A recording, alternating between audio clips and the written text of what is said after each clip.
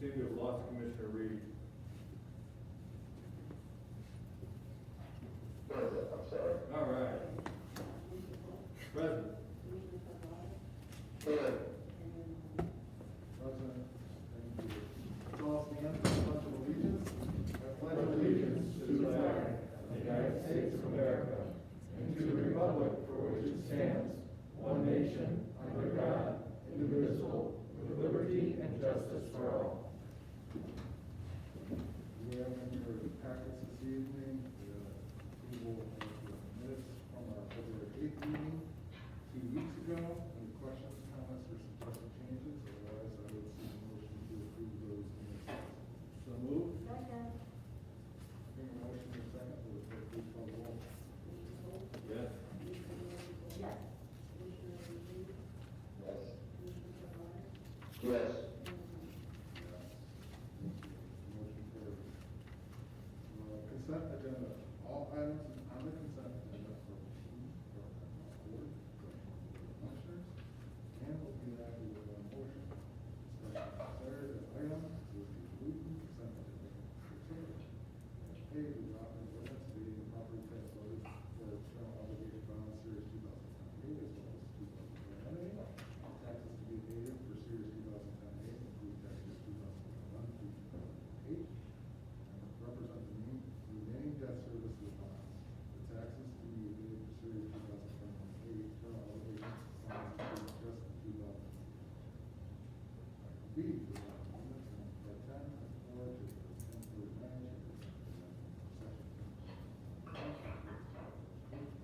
in regard to waste collection charges, the ordinance establishes a rate charge for single-family residential waste collection through March 31st, 2022.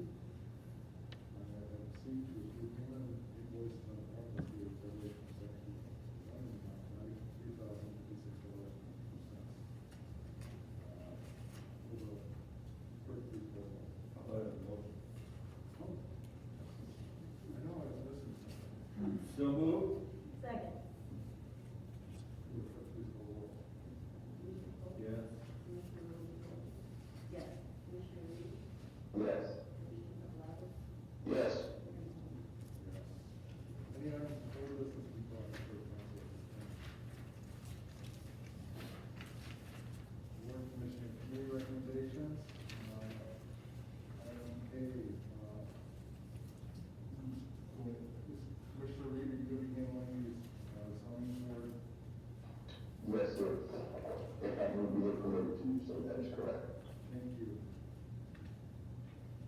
And the first matter involves an application that has been filed requesting a variation from the requirements of chapter 1268.02 sub F.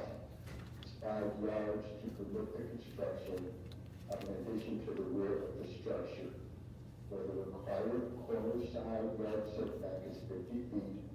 The applicant is proposing a corner side yard setback of 36 feet 10 inches as a property commonly known as 12223 South 88th Avenue in Taylor's Park. The issue before the council this evening is whether we should adopt the ZBA's findings and recommendation to approve the requested 13.17-foot variation from the required 50-foot corner yard setback. The second property, as I mentioned before, 12223 South 88th Avenue is zoned ours and Robert 1A single-family residential and is developed with an existing single-family home.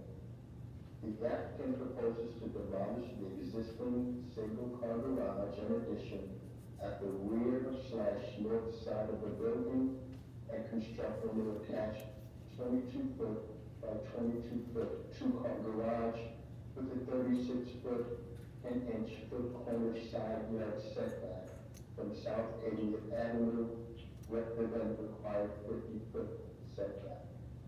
This addition will be part of a full gut renovation of the second property.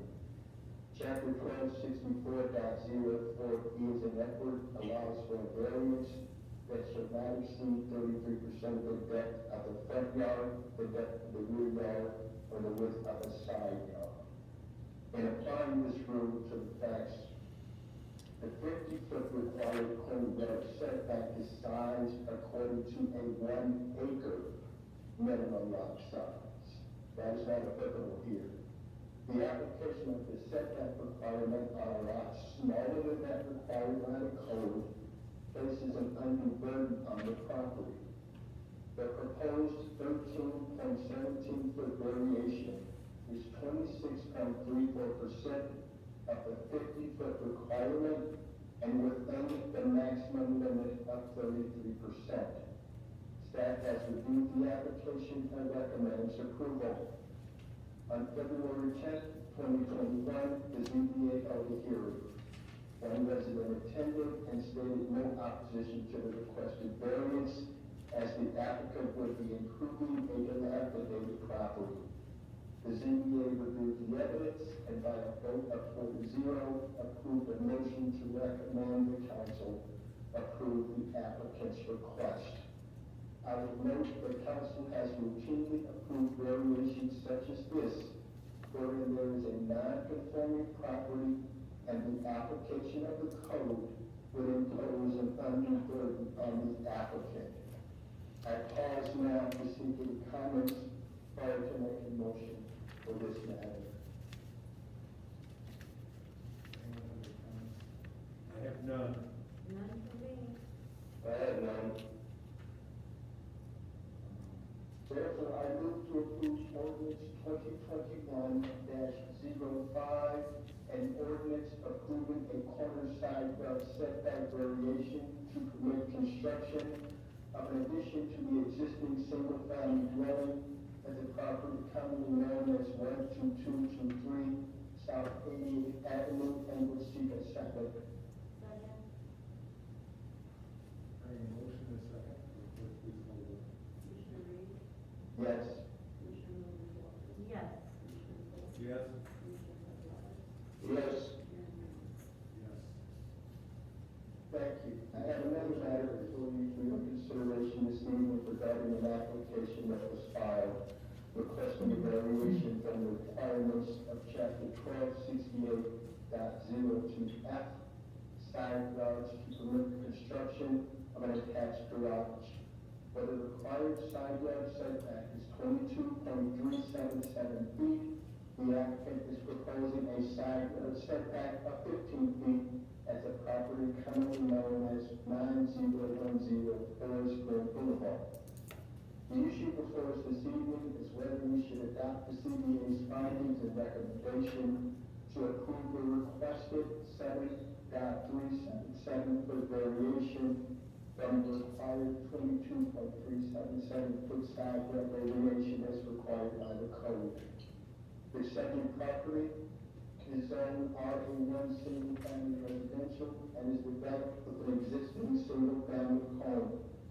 The applicant proposes to demolish the existing carport and build an attached 22.31-foot by 27.83-foot two-car garage with a 15-foot side setback from the east property line, rather than the required 22.377-foot setback.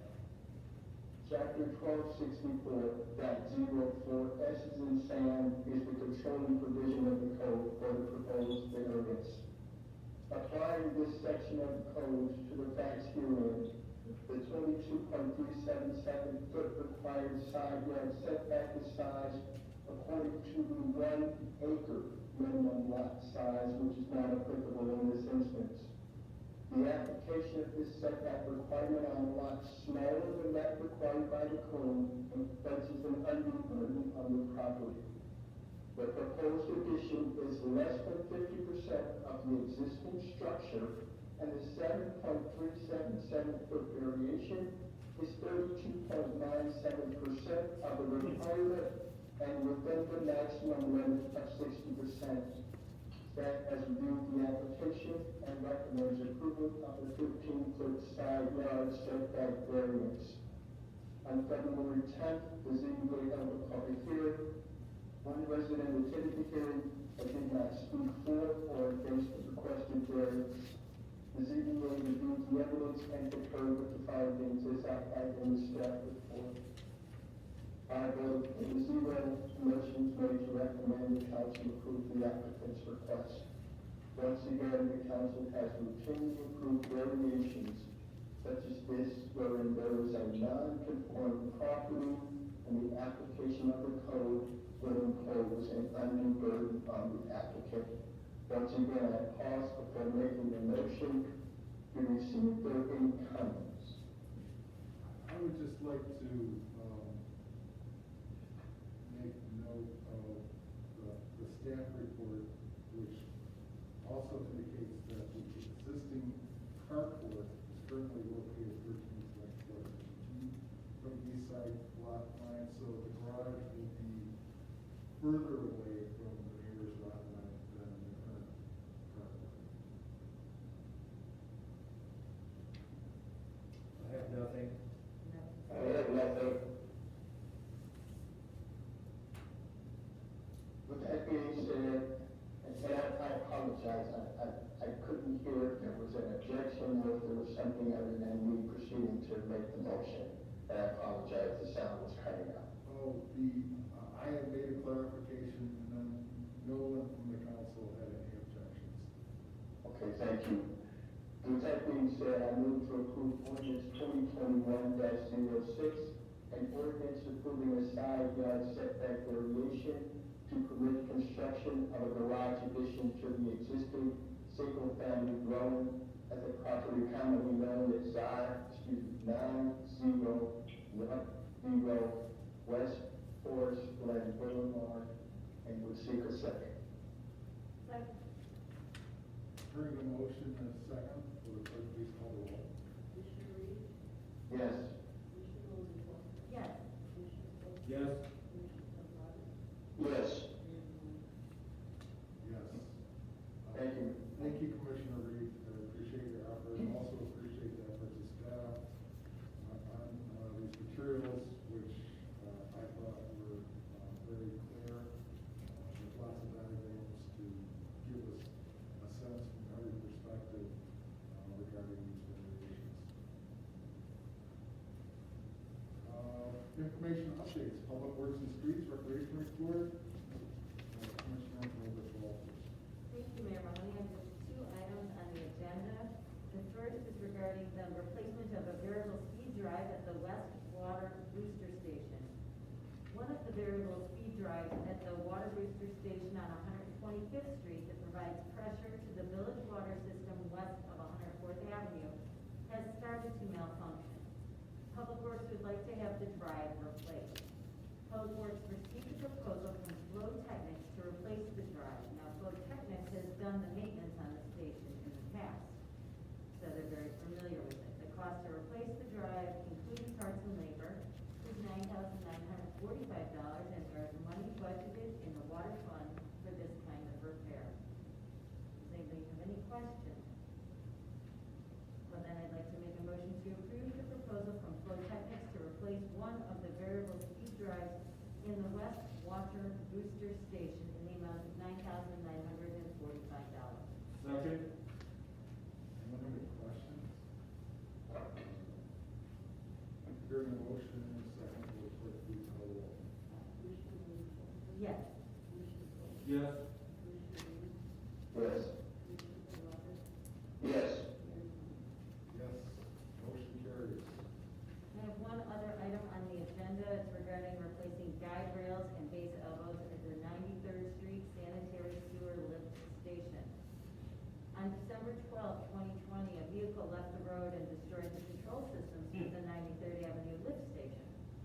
Public Works staff worked with the contractor to set up a temporary system powered by ComEd to run one pump off a float and to have a backup diesel pump on site. Public Works has worked with IRMA to get the replacement controls approved and ordered. Delivery and installation should be early next month. The station had been on the list for upgrades, but was not a priority. Now with the control system being replaced, it would make sense to replace the base elbow where the pump sits and the guide rail system that allows the pump to be pulled out and put back in. Public Works has requested quotes from the contractors chosen to do the control system installation. The materials come from Metropolitan Industries and it is in stock. The construction will be done by Aries Incorporated, and the material costs are $5,424, and the installation cost is $8,688.98. This is for a total cost of $14,112.98, and will come out of the sewer fund budget where monies were budgeted for this type of improvement. Does anybody have anything about this that they'd like to ask? Nope. Then I'd like to make a motion Motion? to approve the proposal for Metropolitan Industries in the amount of $5,424 and the proposal from Aries Incorporated in the amount of $8,688.98 to replace the base flanges, or elbows, and guide rails at the 93rd Avenue Sanitary Lift Station. I second that motion. It's a good motion. Hearing a motion and a second, will the clerk please call the roll? Yes. Yep. Yes. Yes. Yes, the motion carries. And I have nothing further. Just everyone, remember, don't push your snow into the street. Keep your garbage cans not in the street when it's garbage day. And, be careful with, when the temperature drops again about ice, since some of this snow has been melting today. And that concludes my report. Thank you very much, Commissioner. Commissioner Reed, Building and Public Property Report, you're up again. Thank you, Mayor Mahoney. It's, you know, I hate to say this now, but I gotta say it anyway. It's spring. We're doomed. So, you know, it's, how about this? It's gotta be spring. Okay, fair enough. Do you have your permit? Please note that per village code, all work being done within the village requires a permit. So a permit should be visible on site at all times. The permit is good for 1 year from date of issuance. A property owner is allowed to pull a permit and act as a general contractor for work performed on their home, provided that all work is compliant with village codes, ordinances, and regulations, including registering of any subcontractors used on the project. All inspections require a 24-hour notice before inspections are needed. All construction fences and silk fences must be always maintained and in place during construction. During the period of February 4 through 16, the building department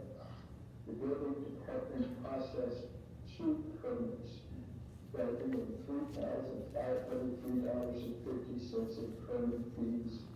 11 inspections were completed during this time period. I do have an announcement tonight. As we all know, or as we have heard, on the evening of Monday, February the 15th, 2 portions of the existing roof structure collapsed at Fitzgerald Farm Riding Academy. Section of the roof in the north state of Iowa and a portion of the east end of the arena. It appears the roof collapse was caused by the buildup of snow on the roof. No persons were injured and no animals were hurt.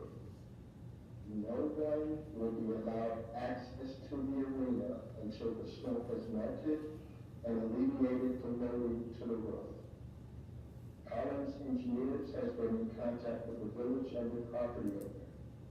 Discussions related to the matter included the strengthening of the existing arena roof and a plan of action moving forward to assess the structural integrity of the roof at the 3 single aisles in the arena of the Fitzgerald Farm Riding Academy are ongoing. Corrective measures to stabilize the stable structures have been completed.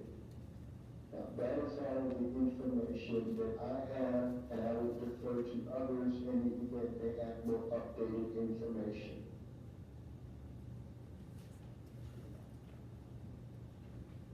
That being the case, then that concludes my report. Thank you so much for your courtesy and consideration. Thank you very much, Commissioner.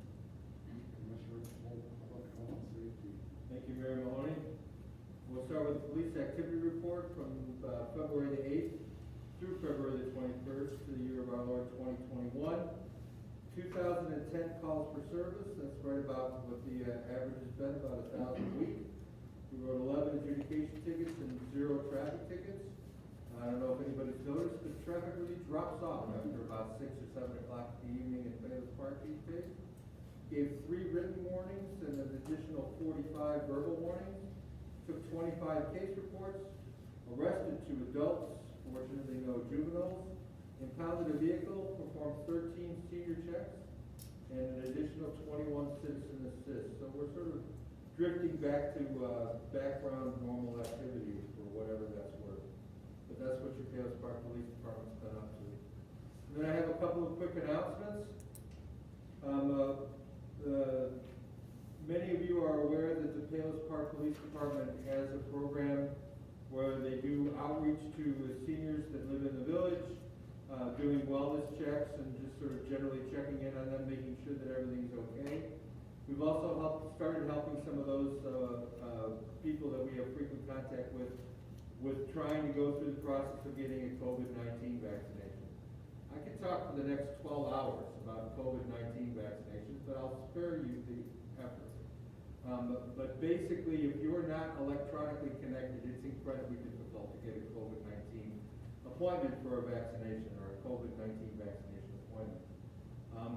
If you're interested in having one of our tech-savvy cadets or police people come by and try and help you with that, it's a multi-step process. First, you generally have to get on someone's list, generally Cook County Public Health, since we live in Cook County. Some of the neighborhood pharmacies like Jewel and Mariano's and Walgreens are also developing lists because their vaccination supply comes from a slightly different source than the Cook County supply. Many people have chosen to get on multiple lists. But there are ways to be able to do that and to deal with what the results of those are. So again, if you're interested, you can just drop me an email, dpolk, D-P-O-L-K, @palospark.org, and we'll try and set something up for you. I can't guarantee you an immunization. I can't guarantee the police department an immunization. But I can try and help you get on a list and then help talk you through when you actually get notified that appointments are available for you.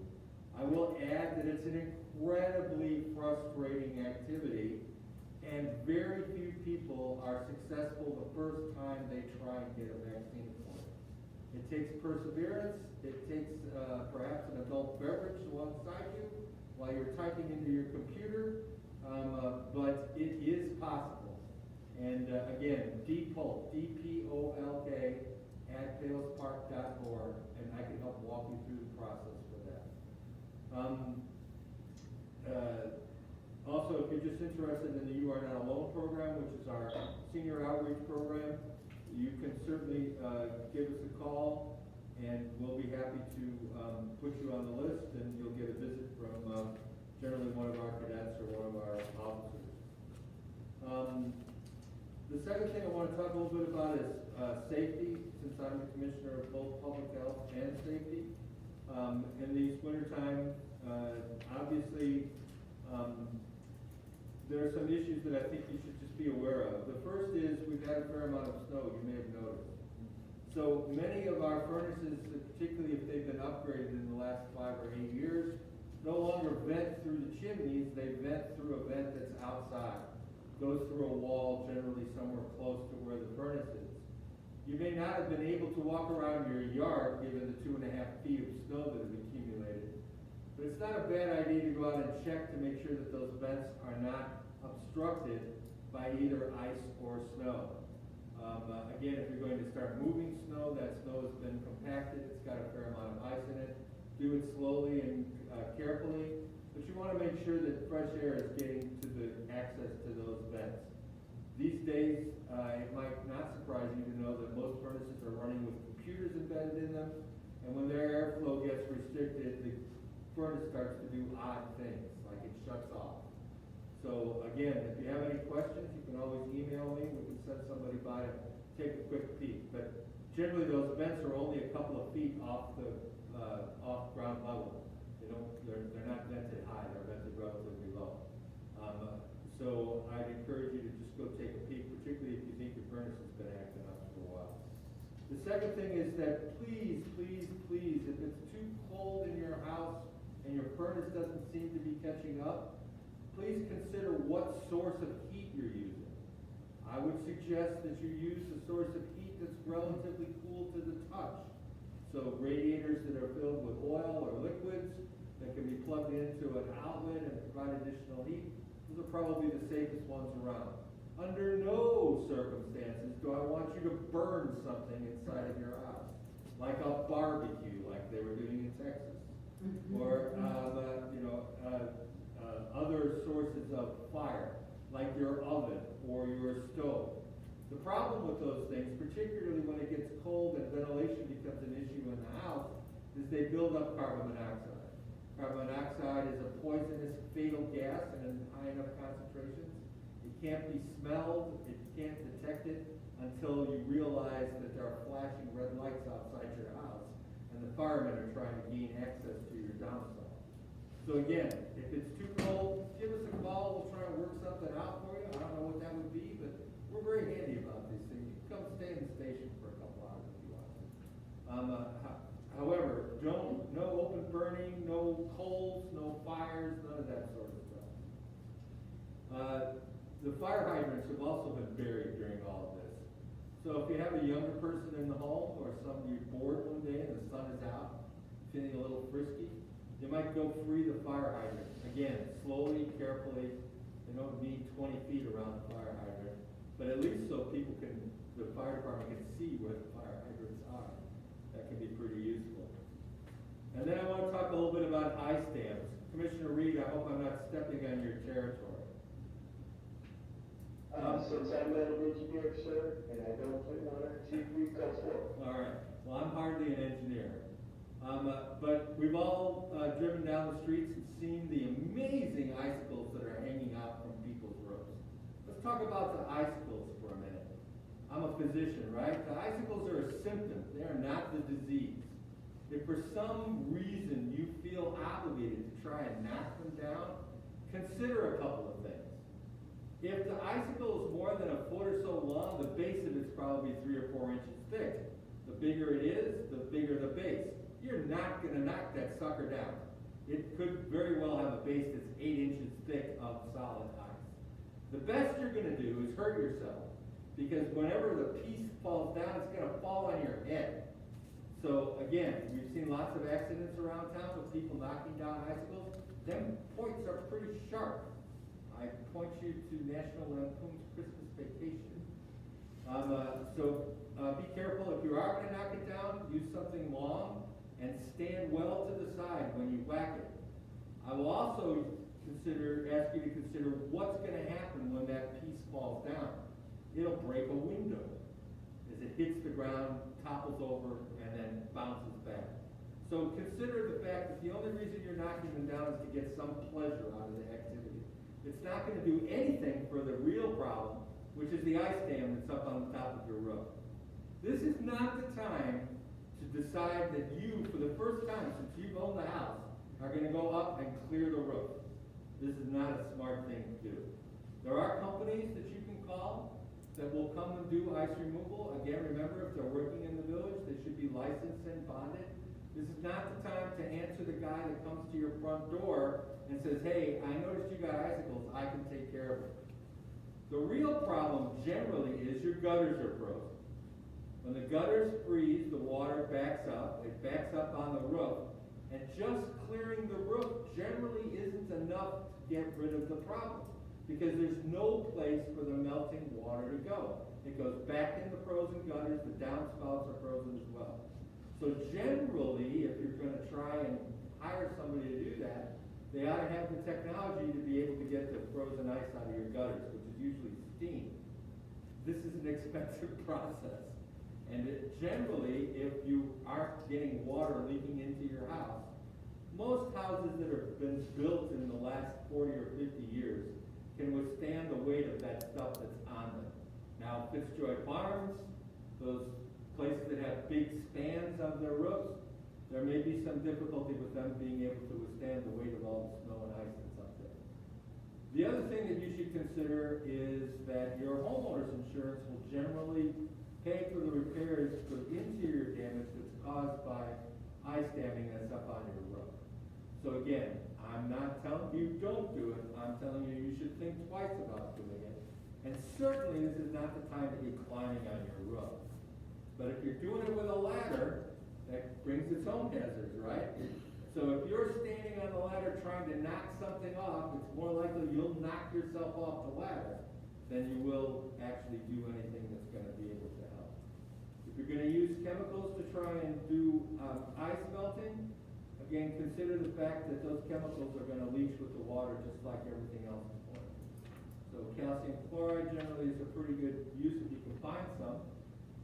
Be careful about using salt in those, just regular rock salt. They need warmer temperatures to work, and they're not as particularly effective. And again, if you have any questions about any of this, just drop an email to your Commissioner of Public Health and Safety, epolk@palespark.org, and I'll do my best to try and hook you up with resources or someone who does have an engineering degree and knows more about this than I do. Chief Miller, do you have anything you want to add? Nothing. Thank you for your service, and that is the rest of the team. That's all I've got, Mayor.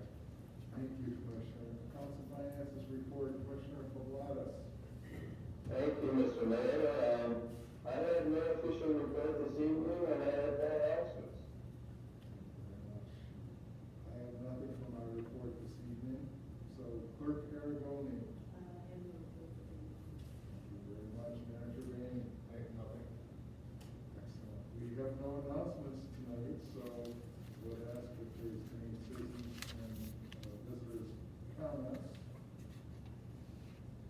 Any no such requests, I would seek a motion to adjourn the regular meeting at this time. I move for adjournment.